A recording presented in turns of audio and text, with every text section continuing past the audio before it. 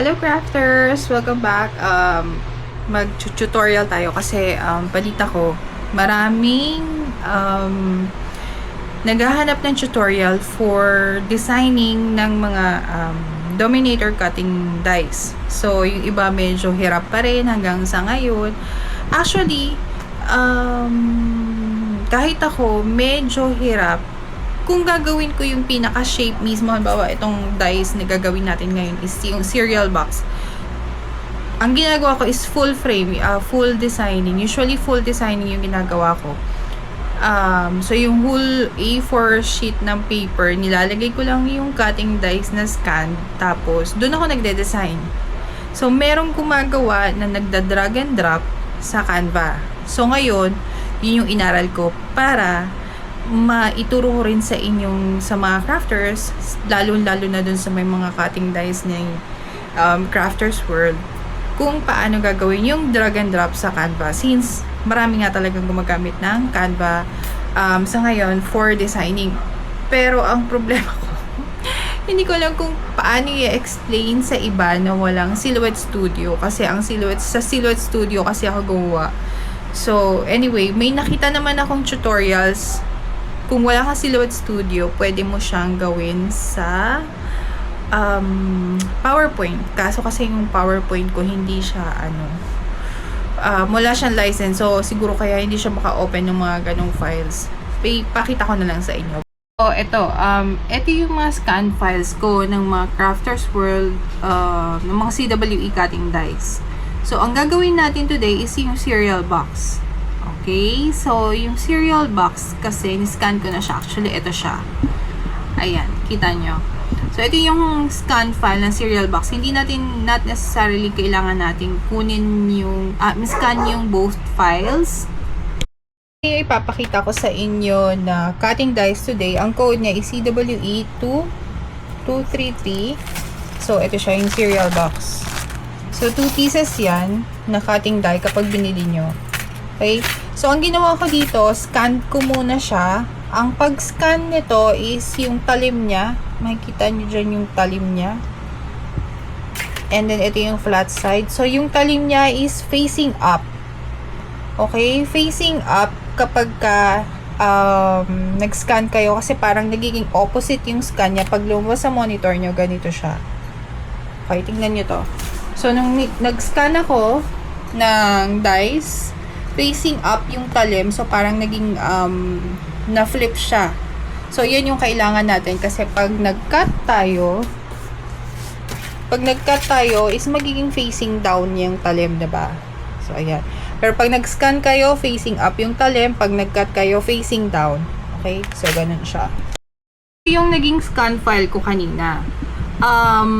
Yung napanood ko sa YouTube, kung paano ka magko-convert into shapes sa Canva para mag-drag and drop, kailangan i-open mo siya through PowerPoint.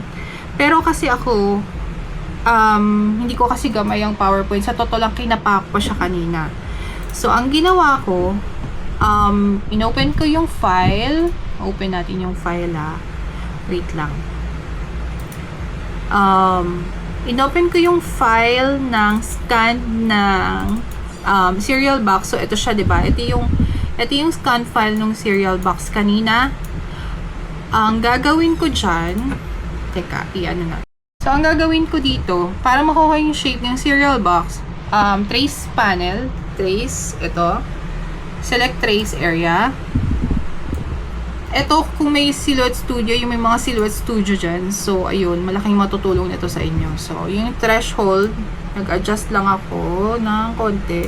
Kasi gusto kong makuha yung outer image. So, kailangan ko lang yung outer image. Hindi ko kailangan i-trace or i-cut yung file. So, ayan. Meron na akong outer image, diba? So, yung ating, ang tawag dito, scanned image, may mga sobra siya. So, release compound path para maalis yung mga excess. So, ayan. Maghihiwalay na yan yung mga excess na hindi natin kailangan. So, wala nang excess, diba? So, ito na yung ating scan file. Lalagyan ko lang ng kulay para mas makita nyo. So, ito na yung yung scan file nung, ang tawag dito, ng cereal box. Okay? So, ito na siya. So, ang gagawin natin, aalisin natin yung cut, ano niya. Teka. Kasi may red siya na parang, ano, yan. Para sa cutting kasi talaga yan. So, inalis ko lang yan. Nilagyan ko lang ng gradient na kulay. Ayan. So, nilagyan ko lang siya ng gradient dito na fill. And then, ang gagawin natin, save as, o nga pala, ito sa mga basic edition lang ng Silhouette Studio, hindi to available sa inyo. Available lang to for business edition, yung pwede kang mag-import to SVG or PDF or kung ano man, na pwede mo siyang i-convert, i-import pala. So, may import mo lang siya, kailangan natin siyang import as SVG file. Kasi kailangan natin siyang ma-import as shape na file. So, ayan. Nalagyan lang natin siya ng ng file name. Ayan. So, nagawa ko na yung file name niya, which is 45. Ito na siya. So, na-save ko na siya as SVG. So, pupunta tayo sa Figma. Ito na yung ginawa ko kanina. So, ang gagawin natin dito sa Figma, dito natin siya i-convert. For Canva na drag and drop. So, sa una lang naman talaga maraming trabaho kapag gagawa ka ng template. Pero, syempre, sa susunod, drag and drop ka na lang ng drag and drop. Ayan. So, ito yung new design file. Gagawa ka ng new design file. And then, ida-drag lang natin dito yung SVG file na ginawa natin sa Silhouette Studio. So, ito na siya. Diba? So, kung makikita nyo, pag ginalaw nyo yan, may parang shape pa siya sa likod. So, yun dapat, alisin natin yun. So, dapat ang matitira lang natin ito. So, nandito yan sa layers. So, may layers din siya. Okay? So, kung makikita nyo, pag click nyo yan, mawawala yung gradient, diba?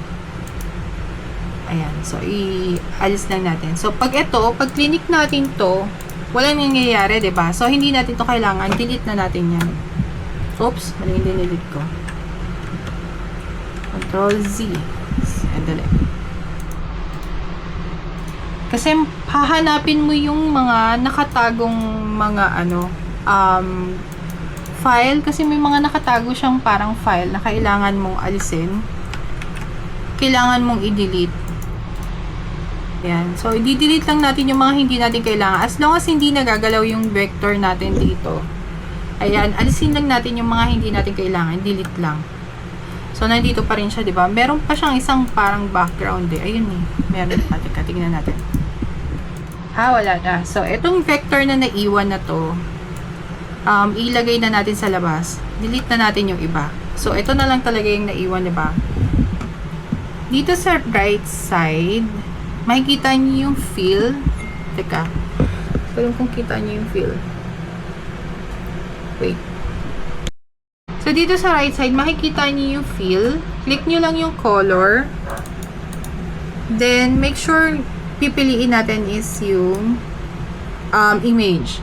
So, sa image, lalabas yung parang mga checkered. So, ito na yung magiging parang mark natin for Canva na po pwede na natin siyang gawing drag and drop. So, dito naman ulit sa kanan, meron dito nakalagay na export. Nakalagay dyan PNG. Ang gagawin natin is PDF. So, export mo yung vector as PDF. Nang ganito siya. Okay? So, export natin yung vector. So, ito na siya. Then, open natin ulit sa Canva. Wait lang. Create lang tayo ng new design. And then, itadrag natin dito yung, ang tawag dito, sinave natin from Figma. So, yun yung vector. So, pag drinag natin yan, lalabas yan dito sa iyong files. Yan. Your projects. Sa projects folder, so, ito na yung vector. Diba? Nandito na siya. So, pag nandito na siya, click niyo yung 3 dots. Detach image. So, kailangan detach image. So, pag wala na yung image, lalabas na yung serial box natin as drag and drop design. Okay. So, ayan. Nag-design lang ako ng konti para matry na natin siyang i-cut. So, okay lang kahit medyo, ko dito sa sides. Medyo lalagpas ako kasi ika-cut ko yan. Gusto ko maka-cut out yung sides niya. So, ayun lang. Siguro bahala na kayo sa susunod maglagay pa ng ibang design. Basta magsasample lang tayo para makita natin kung paano ika-cut yung cereal box. So, download ko na to as PNG. Kasi ayoko actually, pwede naman JPEG. Pero okay na, sige JPEG na lang. Ayan. So, download lang natin as JPEG. Ano ba yung actual size mismo? Hindi ko kasi alam kung paano mag-actual size dito sa CanWeb. Pero, dina-download ko siya as biggest as possible na kaya. So, kasi ayokong ang tawag dito? Bumaba yung quality niya. So, ayan again, yung may mga invoice from Crafters World, PM nyo ko, and then I will send the drag and drop file for the cereal box. Siguraduhin nyo lang meron kayong invoice, and meron pa sa inyo yung cutting dies. So, yung mga nagbenta, sorry, hindi po kayo kasama. Nakikita ko naman po kung sino yung mga nagbebenta ng cutting dies. So, ayun. So, ayun nga, magpiprint ako using Photoshop. So, sa Photoshop ako nagpiprint lagi. Okay, ito na yung ating printout. Ang ginamit ko dito is 250 GSM double-sided photo paper, QAF, Canon G3010 dye ink. Kung matagal pa ang party, huwag kayong gagamit ng dye ink kasi baka bago mag-party, faded na siya. So, better gumamit kayo ng pigment ink. So, mas okay, mas makapal, okay talaga. So, ang sandwich natin, okay talaga, di ba gulo? Plate A, plate B. Yes, madumi yung plate B ko kasi hindi ko naman ito papamigay. Pero may bago ako dyan. Ayan, plate B. And then, yung ating printout. Of course, yung ating cutting dies. So, ito yung cutting dies natin. So, di ba in-scan natin siya facing up? So, ngayon, facing down na natin siyang ilalagay. Gosh. Nakikita nyo ba? Sakto siya. Sumobra man siya ng konti. Ayan. Hindi maganda yung printout ko. Kailangan ng cleaning. So, ayan na siya, diba? Saktong-sakto dun sa ating cutting dies. May sumobra man, pero konti lang. So, sa akin, okay na yun. Ayan. And then, yung ating plate C, always on top. Meron nagsabi na mas maganda kung i-reverse natin siyang ganun. As long as hindi gagalaw yung nasa ilalim, ha? Para daw, mas flat yung plate C. Hindi siya madaling mag-curve. So, pasok muna yung plates bago ipindutin yung run. Yes, kasama yung talagang popping popping sounds. Kahit na luma na yung cutting dies mo, may popping sounds pa rin talaga. Kasama siya. Kulit na. So, ito na yung ating nakat. Yan! Cute! Diba? Wait, kunin ko isa. So, mas maayos yung printout ng isa. Actually, hindi pa rin. Pero, diba? Saktong-sakto yung cut. So, dalawang sides yan ha. Magkaiba yan ang sides. Magkaiba yan. So, kailangan i-cut nyo siya ng separate. So, ayan. Again, facing down. Same sandwich. Wala tayong babaguhin. I-pwesto nyo na lang ng maayos. Ayan.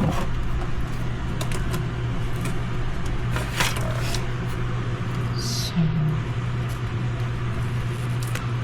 okay.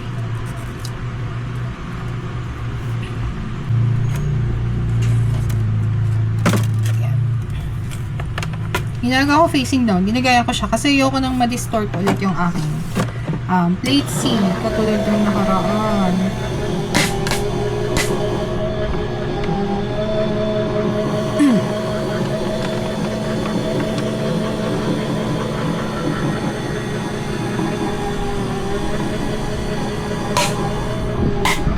Yes, kasama yung popping sounds. Alam niyo ba, ang tagal ko nang gustong gumawa ng sample nito.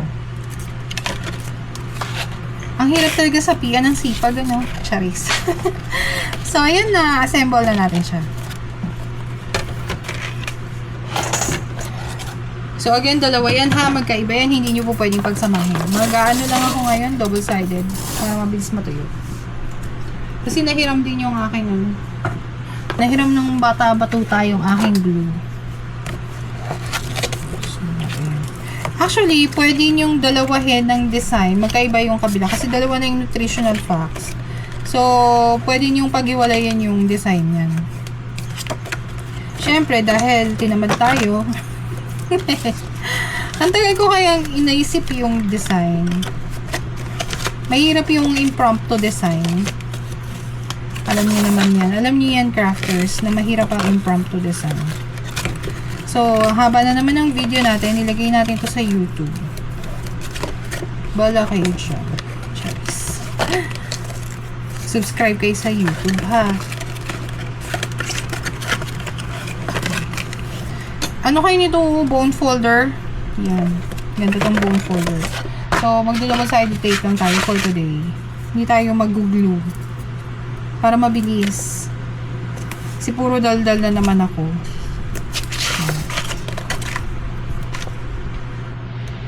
But yung top, I think mas better kung glue. Kung i-glue niyo yung top. Para pag tear nung, ano, nung box, maganda. So, kung wala ka nito, hindi ka nakamine nito, ay nako, sinasabi ko talaga sa'yo.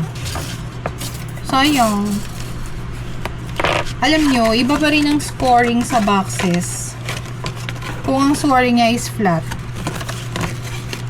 Believe me, mas best bet ko yung ganyang klase ng scoring kaysa sa broken lines kasi may tendency minsan ng broken lines na maalis.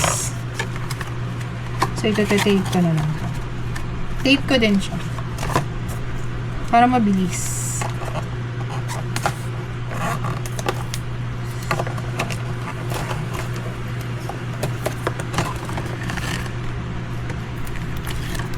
Voice over ko na lang yung para sa reels. I-reels natin to mga mi. Yan na siya. So, nakikita niyo yung parang line dito. Yan yung nasa ibabaw ha. Pag sinara niyo yan, kailangan kasi sealed na sealed to. So, better dito sealed at saka dito. Itong side na to sealed and then itong side na to sealed. So, doon yung lalagyan natin ng tape. Para pag inalis natin yung parang na-break, yung natitear, hindi yan sasama.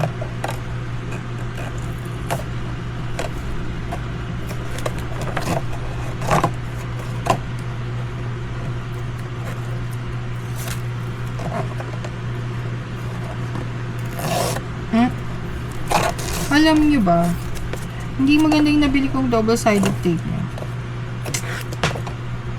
Masama yung papel. Ang dami ko pa naman binili.